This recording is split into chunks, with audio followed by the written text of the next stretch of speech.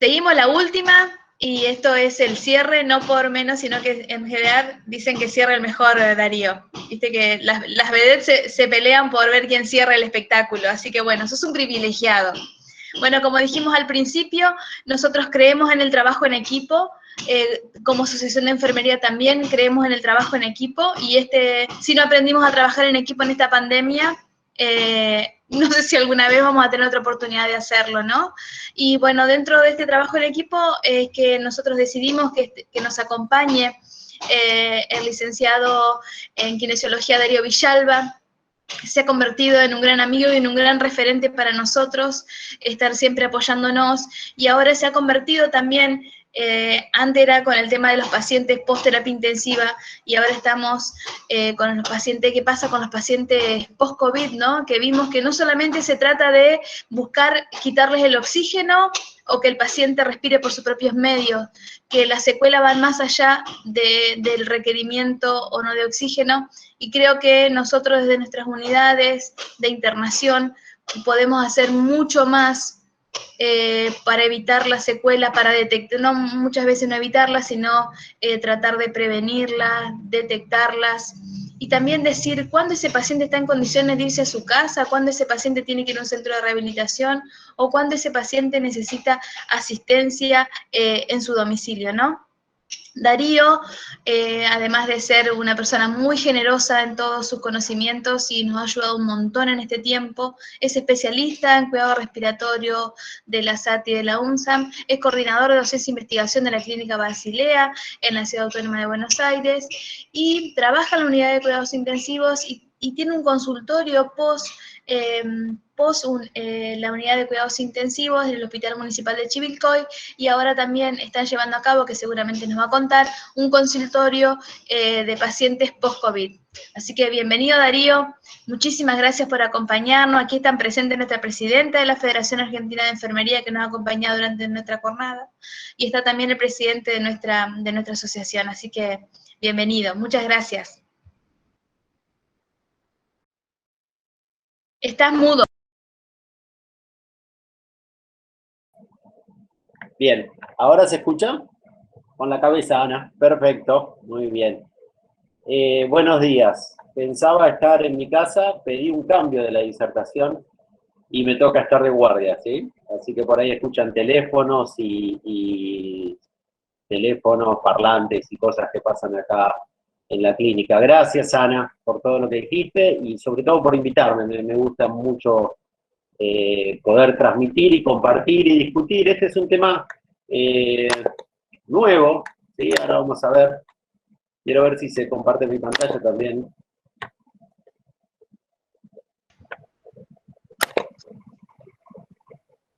Ana, si podés decirme si se comparte. No, no se comparte. Karen, Bien. si podés ayudarlo. ¿Tiene que poner presentar ahora? Sí, estoy en eso. Presentar ahora. Ah, está bien, me faltó. Toda la pantalla o una ventana, como usted quiera. Muy bien. ¿Ahora sí? Aguardemos un minuto. Ahora sí. Muy bien, muy bien, muy bien. Bueno, este es el tema que me pidieron disertar, es un tema que estamos desarrollando. Y es un tema nuevo y no es nuevo. Tenemos algunos antecedentes, tuvimos una infección no por el COVID-2, pero sí por otro tipo de SARS en el año 2004. Y les pongo acá algunas de las secuelas que en ese momento se identificaron en trabajos. Yo no sé si se ve el cursor, son 3 trabajos diferentes, uno que evalúa 6 meses, el otro 1 año y el otro a 2 años. No son los mismos pacientes, pero sí la misma variable. Fíjense que los primeros 4 tipos son de función pulmonar, ¿sí? De espirometría, y la DLCO, que tiene que ver con la posibilidad de evaluar la difusión de monóxido de carbono. ¿Cómo ven alteración a donde se estudió la DLCO? Vamos a ver más adelante que también vemos secuelas en los pacientes de la actual pandemia, ¿sí? Hay un grupo que encontró hasta un 53% a los 2 años todavía de alteración de la DLCO. Esto obviamente eran pacientes más graves que tuvieron con ventilación mecánica, aunque pacientes con con la infección en ese momento más leve también tuvieron secuelas a nivel de la difusión, es algo que está sucediendo ahora. El test de caminata de 6 minutos, yo no sé si llegan a ver el cursor, pero también estuvo menor registro en los 3 trabajos y en el tiempo analizado que la población general, por sexo, por edad, por raza. Al evaluar la calidad de vida también, esta infección había generado secuelas y a los 2 años todavía los pacientes estudiados no recuperaban la calidad de vida previa. Esto es fuerza muscular, esto no está muy estudiado ahora. Fíjense lo laboral, la vuelta al trabajo. El trabajo a 2 años es un trabajo, de 2 años es un trabajo que el 29% eran trabajadores de la salud que no habían vuelto a trabajar a los 2 años, ¿sí? Y el 7% eran no trabajadores de salud que tampoco habían logrado volver a trabajar luego de 2 años de la infección por ese tipo de SARS. Y este trabajo también analiza cuántas pacientes que tuvieron infectado y que no necesitaban ayuda, terapia psicológica o psiquiátrica previo a la infección, requerían todavía al año un 50%. O sea que acá tenemos una base donde probablemente el SARS-CoV-2 actual, el que causa la enfermedad COVID-19, puede dejar secuelas. ¿Qué sabemos de esto? Actualmente esto lo habrán pasado en charlas anteriores. Hay muchos millones de personas infectadas en el mundo y cuanto más seamos seguramente mayor posibilidad de secuelas hay. Estamos hablando que más o menos un 20% es interna y un 5% requiere terapia intensiva. Algunos requieren ventilación mecánica en forma prolongada, ¿sí? La mayoría sabemos que son casos leves, pero vamos a ver que los casos leves también pueden presentar sus secuelas. Déjenme que voy a poner un reloj para manejar los tiempos, porque si no, es muy difícil. Bueno, fíjense que, muy bien.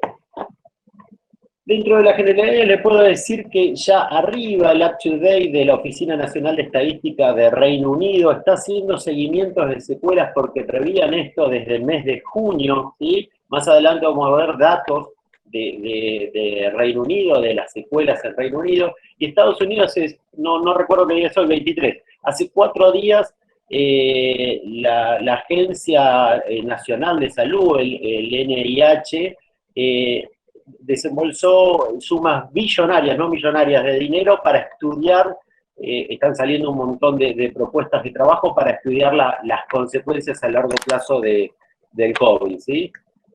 Bien, esto tiene que ver por las secuelas, por la cantidad de infectados, como les decía antes, va a haber mucha cantidad de secuelas, y que el impacto que tiene esto no solo en la salud física, también en la parte cognitiva, en la parte de elaboración del pensamiento, en lo psicológico, en lo social, ¿sí?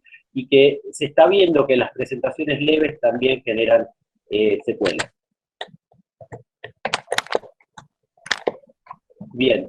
Hay algo que sabemos, que yo suelo dar y que es algo que me dedico, que se llama el SPTI, que es el síndrome post-terapia intensiva.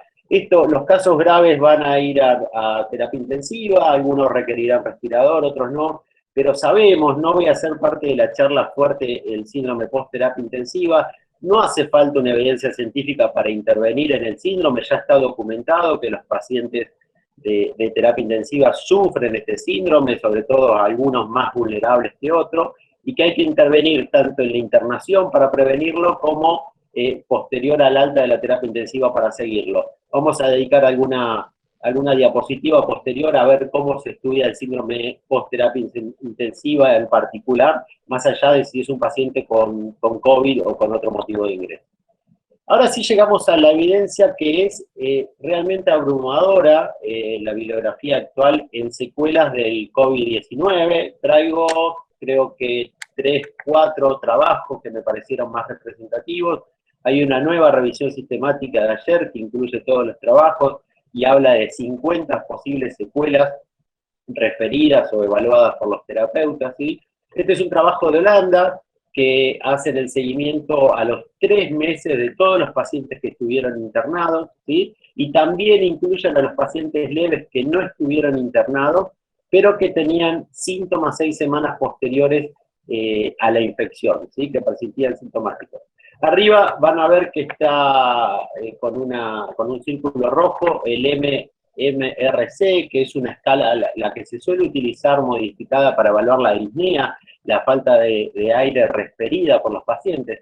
Fíjense que todos los grupos de pacientes tienen algún grado de disnea y esto estamos evaluando a 3 meses posteriores al alta, ¿sí? O sea que la falta de aire suele estar referida en los que estuvieron internados y en estos que persistían sintomáticos. La DLCO, los otros que están enmarcados, hay un 34% de pacientes que persisten con anomalía en la difusión 3 meses posterior al egreso hospitalario o los que persisten sintomáticos. Mucha de la causa de disnea se está tratando o se está viendo que se explica por esta alteración de la difusión, porque los valores espirométricos de flujo expirado, de capacidad vital, no presentan alteraciones, pero sí se ven alteraciones en la difusión del monóxido. Bien. Esto es algo que también se ve en muchos de los reportes actuales. La recuperación tomográfica a 3 meses, a 5 meses, a 6 meses es buena, pero los pacientes persisten con disnea, ¿sí? En esta serie de casos había una buena recuperación de la tomografía a 3 meses posteriores al egreso del hospital. Sin embargo, como les decía en la infección previa de SARS, el test de caminata de 6 minutos, que es caminar 6 minutos la máxima cantidad que pueda la persona, está por debajo del 80% del valor predicho para esa población en un 22% de los pacientes. ¿Sí? Otra vez, caminan poco, funcionalmente quedan con secuelas y está asociado a la disnea que refieren y a la difusión a la alteración de la difusión del monóxido de carbono. Y fíjense esto interesante, acá debajo, el estado mental y cognitivo. Acá hay diferentes escalas de evaluar, la primera evalúa ansiedad, la segunda depresión, la tercera es cognitivo, la cuarta también cognitivo, o sea, la capacidad de pensar y desenvolverse, y la quinta y la sexta miden estrés postraumático, ¿sí? Todas presentan diferentes grados de incidencia.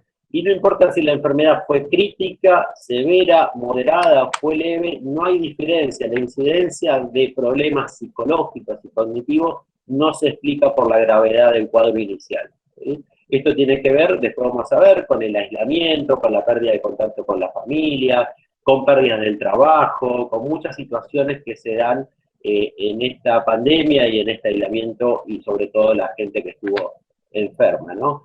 ¿Cómo explican estas cuestiones psicológicas y cognitivas, que yo les decía que no afecta por la gravedad inicial del cuadro? Explica por un posible papel fisiopatológico de los mediadores inflamatorios, ¿sí? En el cuadro agudo que genere las consecuencias psicológicas y cognitivas posteriores. El mismo trabajo, no vamos a entrar en detalle, pero fíjense toda la escala de síntomas que evalúan: fatiga, dolor, disnea, cambios del comportamiento, un deterioro general percibido, calidad de vida relacionada a la salud, o la satisfacción que tengan las personas en las relaciones sociales. Casi nadie, arriba no sé si les tapo, pero lo verde es normal, lo amarillo es moderado y lo color marrón es severo. Está la gravedad inicial. Fíjense cómo, no importa la gravedad, todos refieren a algún tipo de síntomas, ¿sí? A 3 meses posteriores. ¿Se escucha? Escucho una voz, alguien tiene abierto el micrófono. Bien, síntomas, este trabajo. Bien, otro de los trabajos que evalúa a las 4 o 6 semanas después del alta, o sea, ya estuvo infectado, cumplió, no sé, cuál es el criterio, 10 días, 14 días según el país, o dentro de nuestro país hay diferentes criterios también para el alta, ¿no? Acá siguieron 200 pacientes en Inglaterra.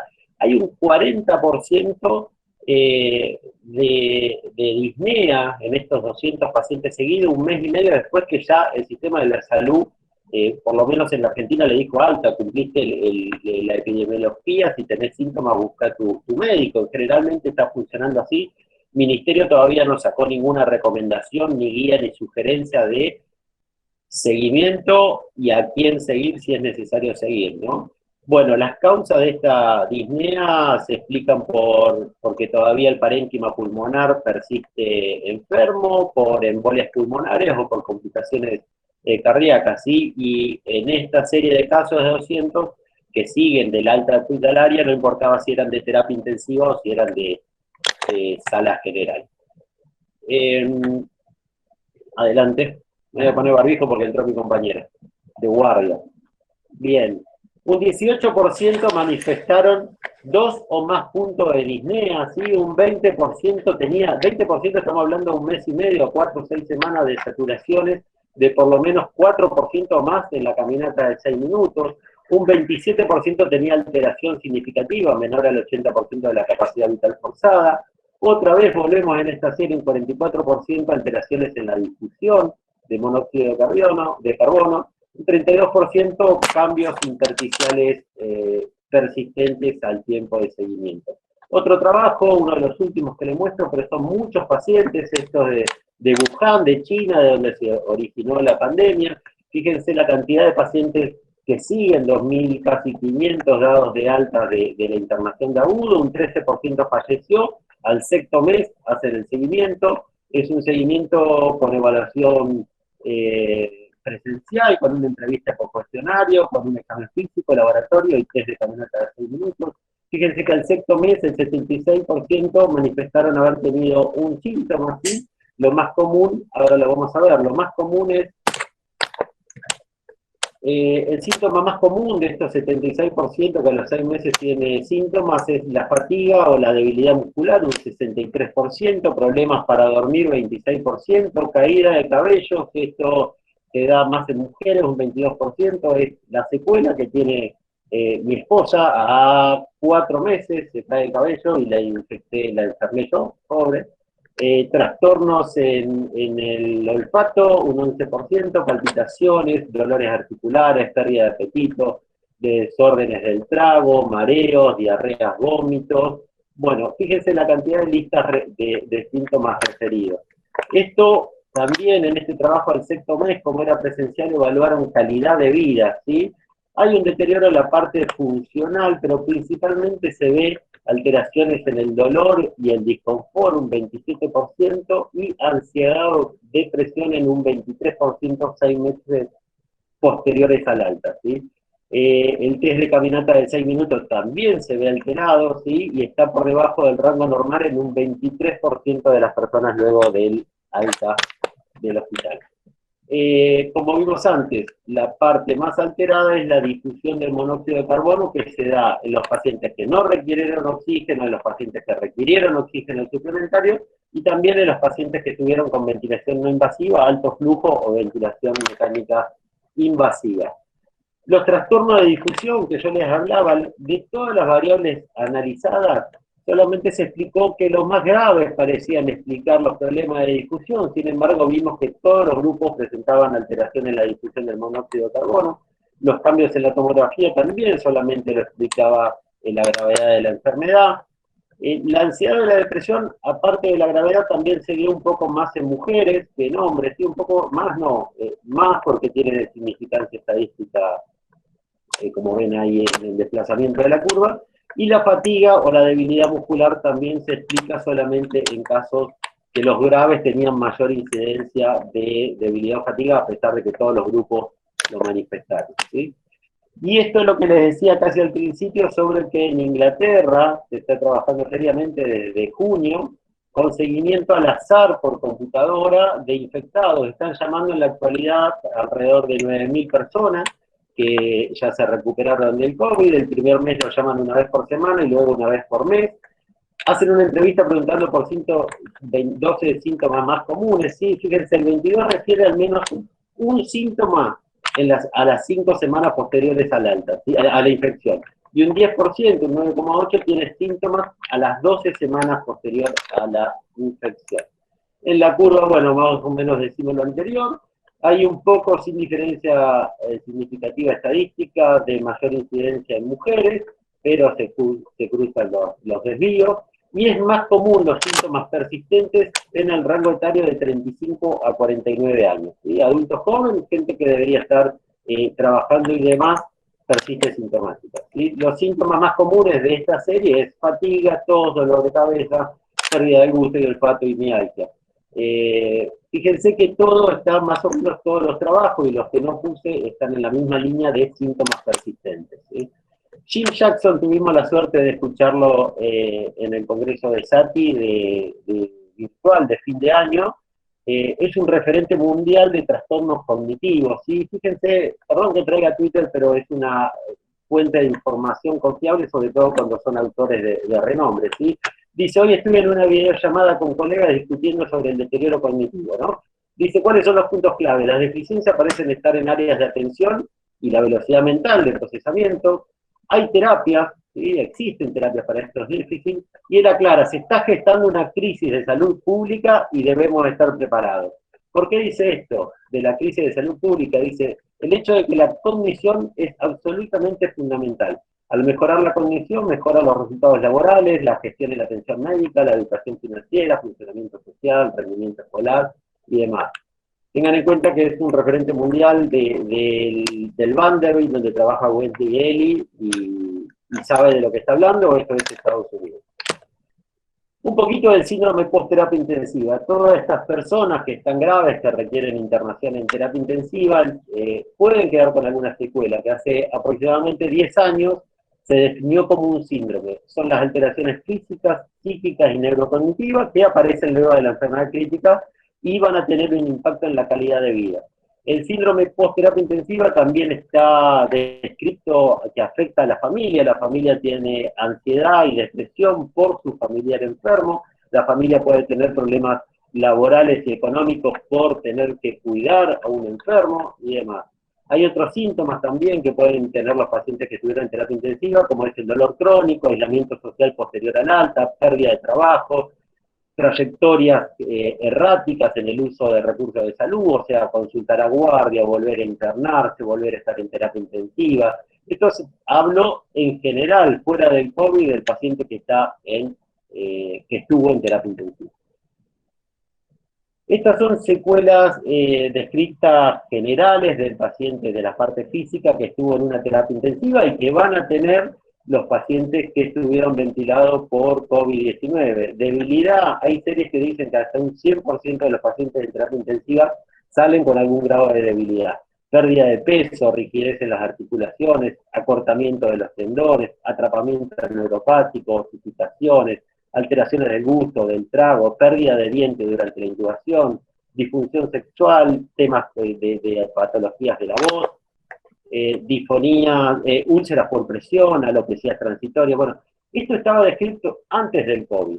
Con el cambio que hicimos en nuestra terapia intensiva a la hora de tratar la exposición prona, la menor ingreso de profesionales, la menor rehabilitación precoz, todo esto, uno espera mayores secuelas que las que venían descritas por el momento, el uso de bloqueantes neuromusculares, etcétera, etcétera, etcétera. ¿Sí? Tenemos que estar preparados para esto.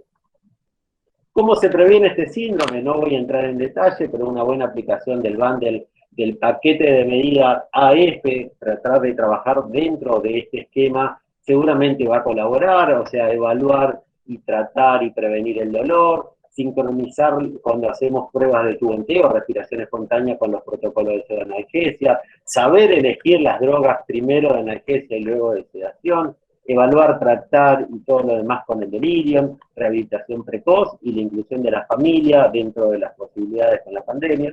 Y también se previene el síndrome con una buena aplicación de las guías PADI, las guías que hablaron, que están traducidas del castellano sobre el dolor, la agitación, el delirio, la inmovilidad y la dificultad en el descanso y en el sueño de los pacientes en terapia intensiva. Todo esto no tengo tiempo de desarrollarlo, pero me pueden preguntar a posteriores, dejo mi mail, mi contacto sin problema. ¿Cómo evaluamos el post-terapia intensiva? Lo vamos a ver después, pero salió una primera propuesta de cómo evaluar las secuelas funcionales del paciente con COVID, ¿sí? Posterior al COVID. Esta escala sirve para evaluar tanto al paciente que va a ser dado de alta, para evaluar cuáles son los déficits funcionales, como el paciente que está en seguimiento posterior al alta, o un paciente ambulatorio que quedó con alguna limitación. Esto se toma la misma escala propuesta para trombosis venosa, que se validó el año 2018. El año 2020 lo proponen a mediados de año, que podría ser una buena escala para evaluar el post-COVID, tanto inmediatamente al alta o en seguimiento, y se valida hace pocos días, sale un trabajo donde está validado, o sea que es una herramienta confiable. Es bastante simple, puede ser una entrevista de un profesional o puede ser, como ven el cuadro de la derecha de su pantalla, puede ser autoadministrado por el paciente. Abajo está la página web donde van a encontrar todas las referencias. Es un nombre un poco extraño porque está generado en Holanda esto. Hay dos traducciones, una chilena y otra colombiana ya al castellano, o sea que falta validarlo a nuestro idioma, pero ya está traducida.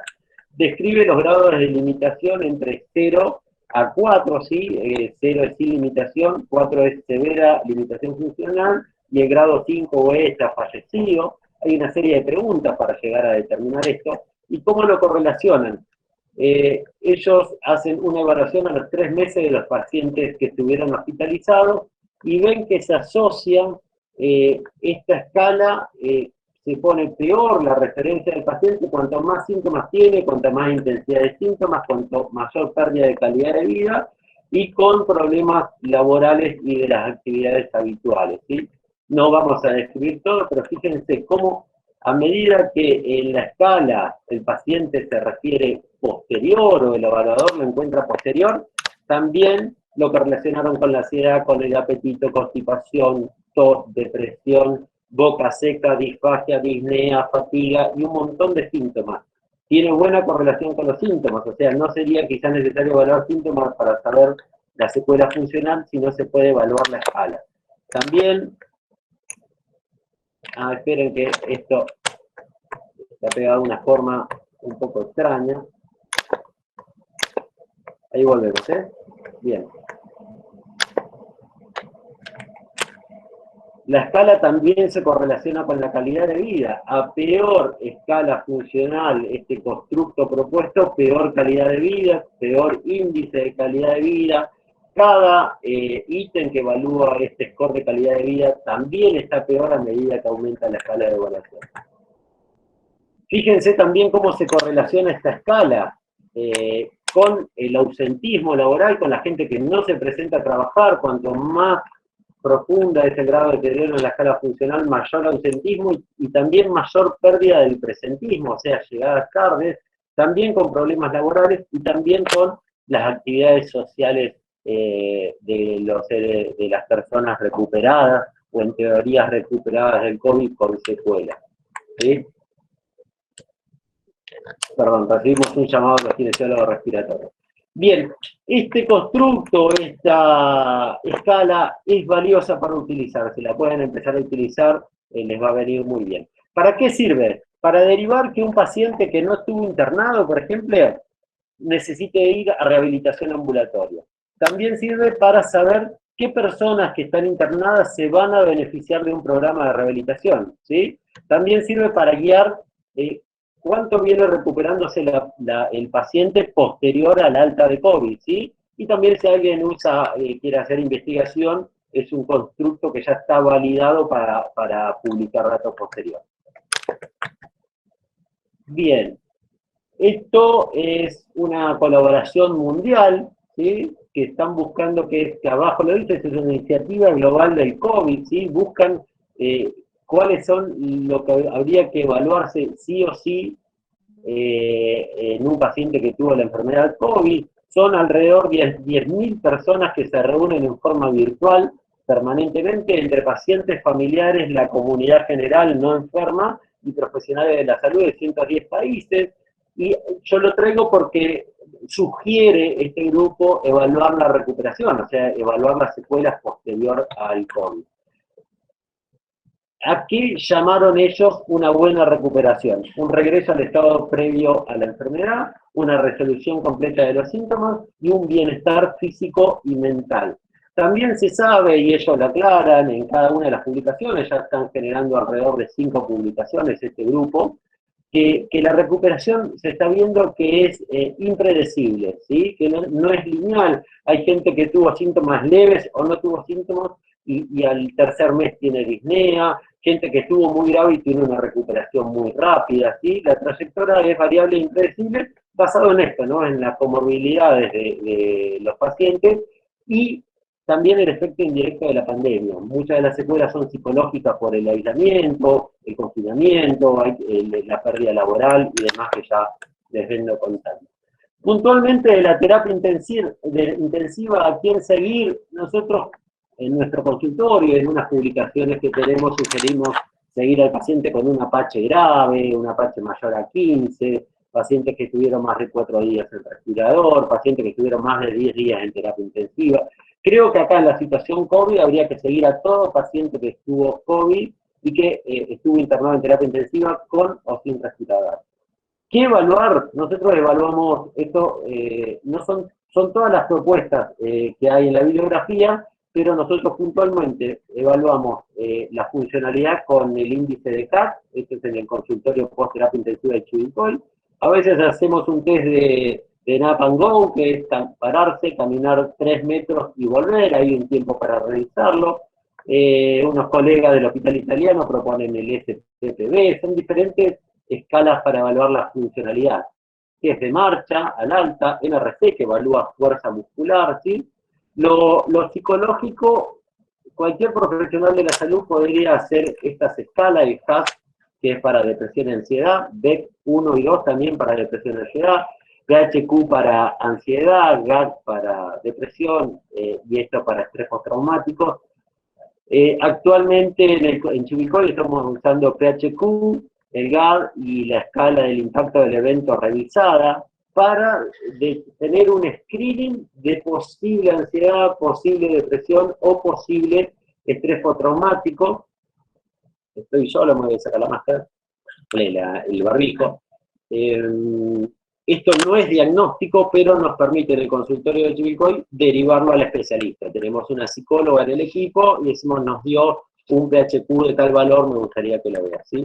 Y lo cognitivo, que también lo evaluamos con una enfermera que hizo la validación del MOCA test, te permite hacer un screening de problemas cognitivos, ¿sí? Bien, ya estamos en la etapa final de la charla. Ya vimos las posibles secuelas, visto al SARS previo, posteriormente vimos las secuelas de algunos de los trabajos publicados actualmente sobre el SARS-CoV-2, escalas de evaluación validadas, escala de evaluación para la terapia intensiva, y ahora vamos a ver una guía interesante, una colaboración entre la Sociedad Europea y la Sociedad Norteamericana, de la ATS, ¿sí? Sobre la rehabilitación, sobre la sugerencia de rehabilitación, que la dirige Martin Spruit, es el apellido, un colega que es experto en rehabilitación. Fíjense lo que dice, todo paciente hospitalizado debe recibir rehabilitación, tanto sea en terapia intensiva o en la sala general, sea dentro de la cama como fuera de la cama, ¿sí? Esto hasta que logre un alta seguro a su hogar. O sea, la rehabilitación para evitar la secuela o para tratar la secuela debemos tenerla presente, ¿sí? Los pacientes internados son pocos, pero generalmente son pacientes comórbidos del internado, con alteraciones físicas previas. Muchos de los internados quizás ya venían con postraciones previas, o venían con un buen estatus previo, sin fragilidades, pero tuvieron estadías prolongadas de internación, ¿sí? Siempre, obviamente, la rehabilitación va a estar adecuada a las normas infectológicas y a la disponibilidad, pero creo que si vamos a tener un segundo año de pandemia, tenemos que pensar en la rehabilitación, ¿sí? Pensamos mucho en cuidarnos, ahora creo que también tenemos que pensar en darle la máxima rehabilitación posible a los pacientes internados.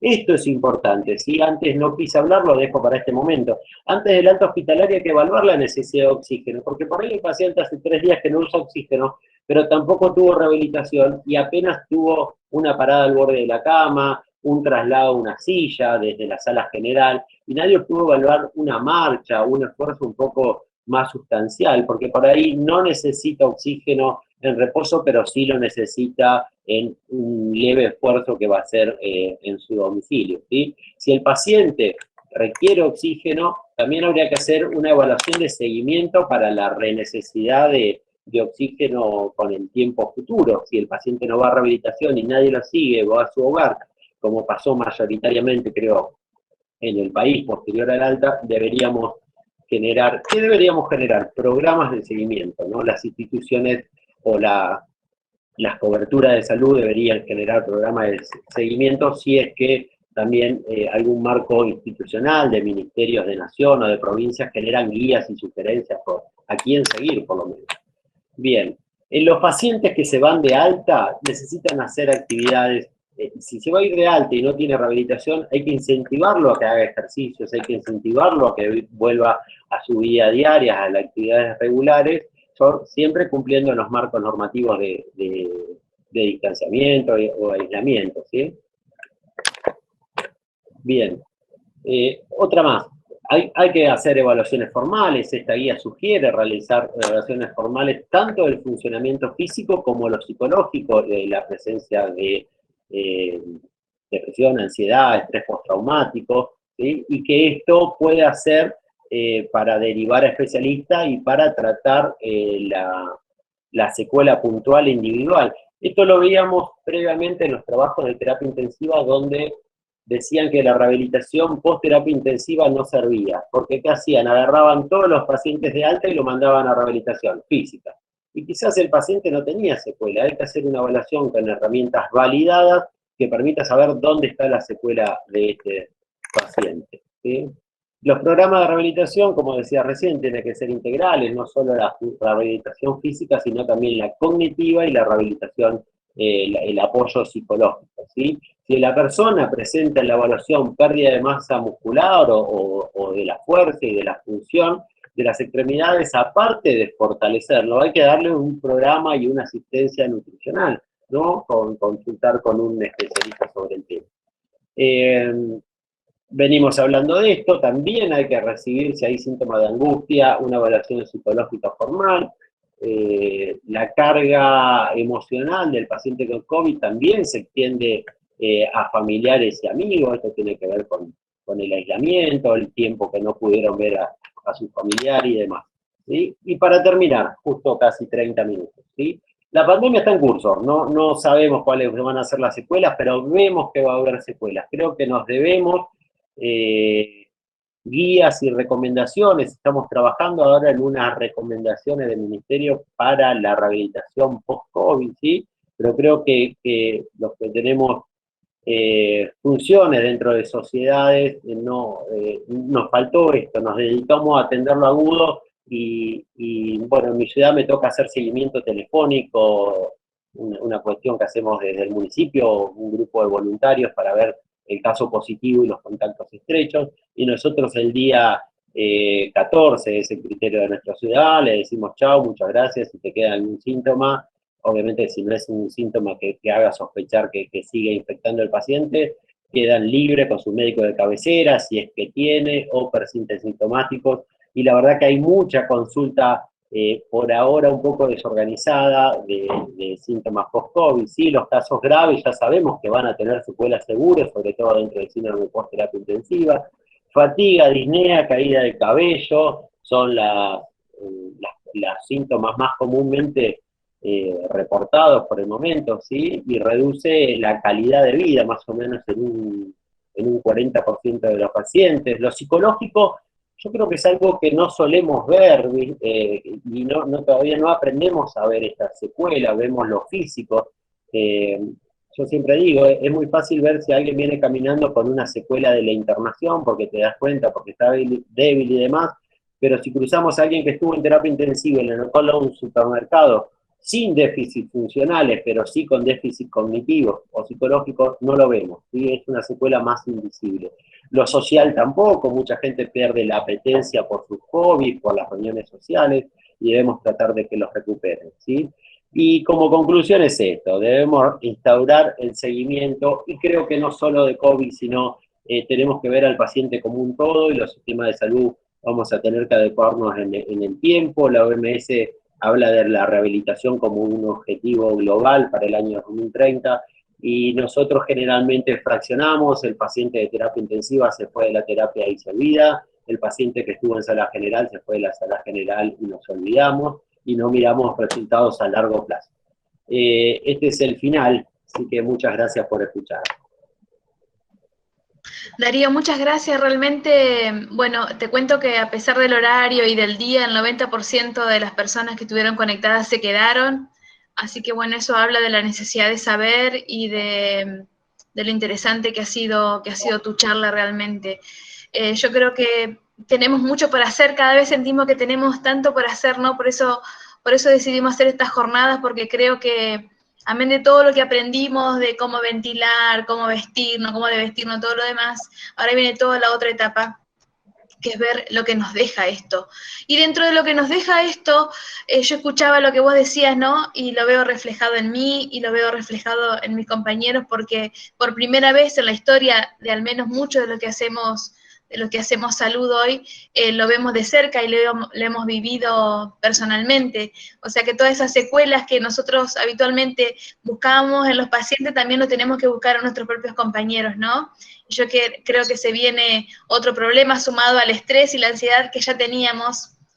Este 23% que hablaste del estrés y la ansiedad, que también están teniendo los pacientes con leves, que muchos de nosotros fuimos leves, y lo que más preocupa también es el rango de edad, ¿no? Esto entre los 35 y los 49 años, que habla de la población activa social y laboralmente ahora, y más que nada también en nuestra población, ¿no? O sea que es bastante preocupante. Yo creo que es un tema de lo que nos tenemos que ocupar y poner en agenda las asociaciones y los ministerios también, ¿no? Porque se nos viene un gran problema.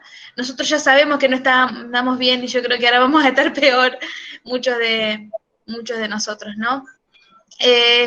Creo que ahí compartí la escala de valoración post-COVID traducida, que la traducción de los chilenos se los compartí al grupo, que creo que también eso puede ser un punto de partida para empezar a hacer pequeñas cosas en nuestros lugares también.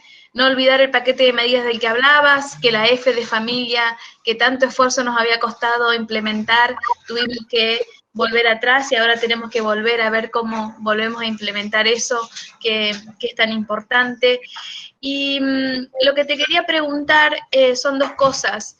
¿Ustedes hacen seguimiento de los pacientes COVID graves que estuvieron en terapia intensiva, estén ventilados o no, y de los leves?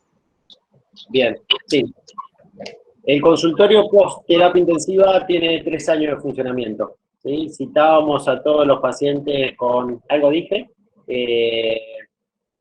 Apache mayor de 15, con más de 10 días de internación, más de 3 días de ventilación mecánica, frágil previo. Nosotros medimos la fragilidad, que son escalas de geriatría, usamos la escala de fragilidad canadiense, fragilidad clínica, está traducida al castellano, más de 4 es frágil, y a todo paciente frágil, previo a la terapia intensiva lo seguimos, y seguimos a los pacientes que no puedan caminar solos al alta del hospital.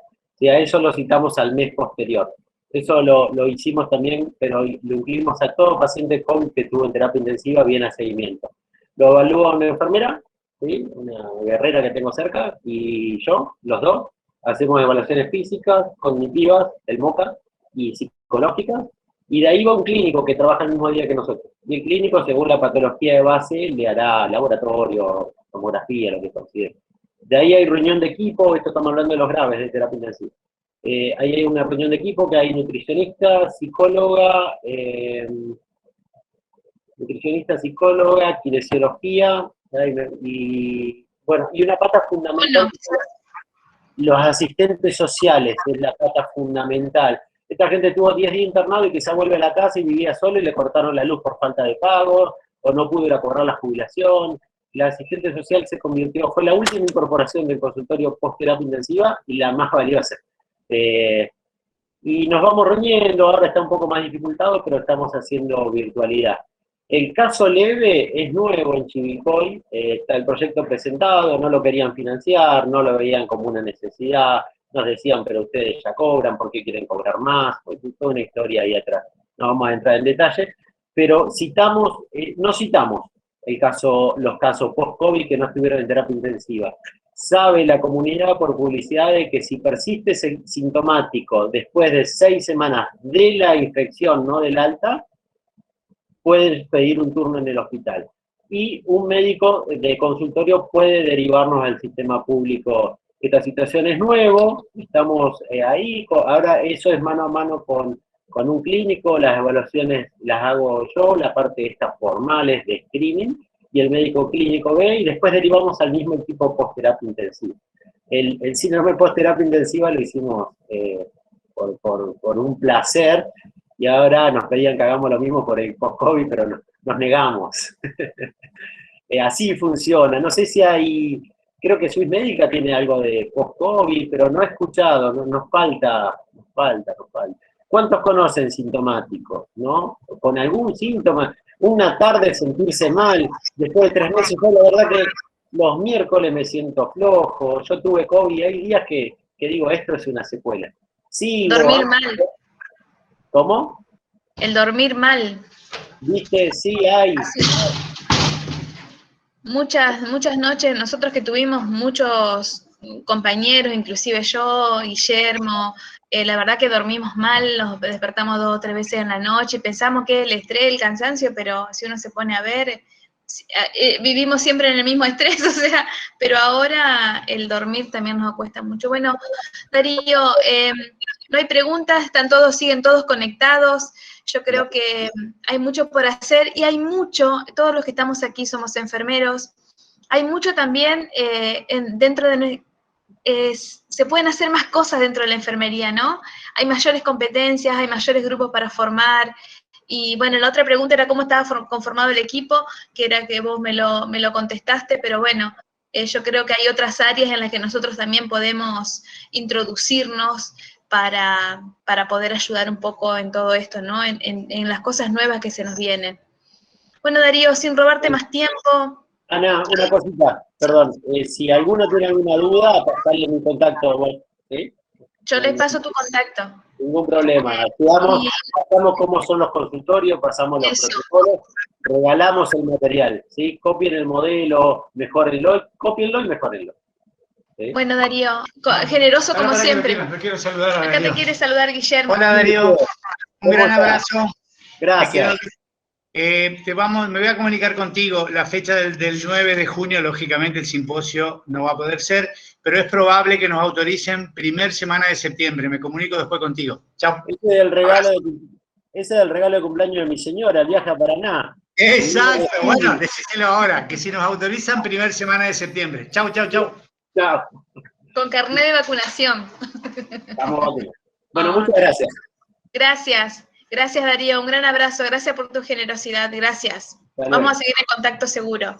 Muy bien. Bueno, cerramos esta jornada, la verdad que están satisfecho con todo. Pocas veces uno puede aprender tanto como nos pasó en estos 2 días, particularmente y personalmente, y como equipo nosotros estamos muy emocionados, y muchas gracias. Yo creo que se vislumbra un año de seguir aprendiendo, Así que muchas gracias y nos seguiremos comunicando, estaremos en contacto para los próximos eventos.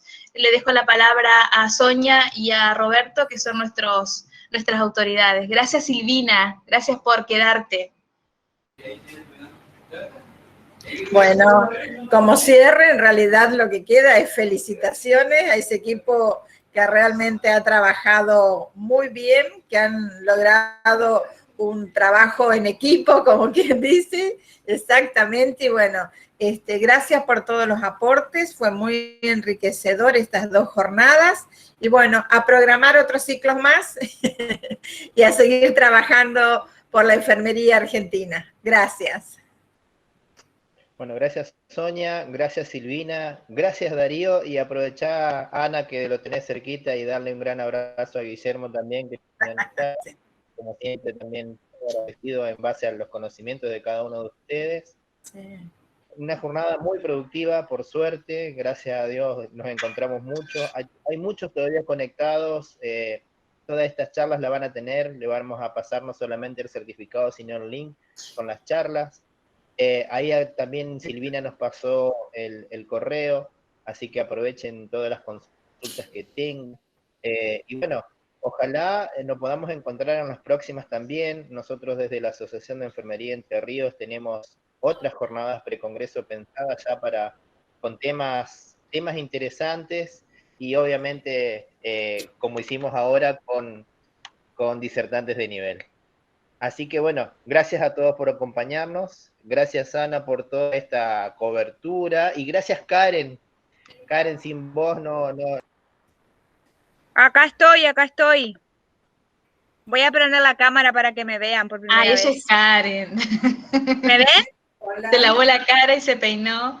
No, si estoy acá en el anfiteatro. No Bueno. sé si hay gente que no es de acá. Hace un paneo de nuestra ciudad. A ver, ahí ven el anfiteatro. Es el anfiteatro de nuestro parque Urquiza. Sí, Bueno, un es anfiteatro. hermosa nuestra ciudad. Bueno, este congreso será virtual, pero habrá oportunidades de que nos puedan visitar en Paraná. Bueno, Sí, es los esperamos. todo desde esta base. Bueno, Los gracias a esperamos todos. para el de Guillermo también. Sí. Hacemos doble invitación. Exacto. Gracias por el esfuerzo de cada uno. Yo creo que somos otros este año. Y obviamente se nota que además de ser otros queremos seguir siendo mejores, ¿no? Así que muchísimas gracias a todos. Gracias por el aguante, gracias por estar y a almorzar. Exacto. O a cocinar. Chau. Chao. Chao, hasta luego. Chau, Karen, gracias.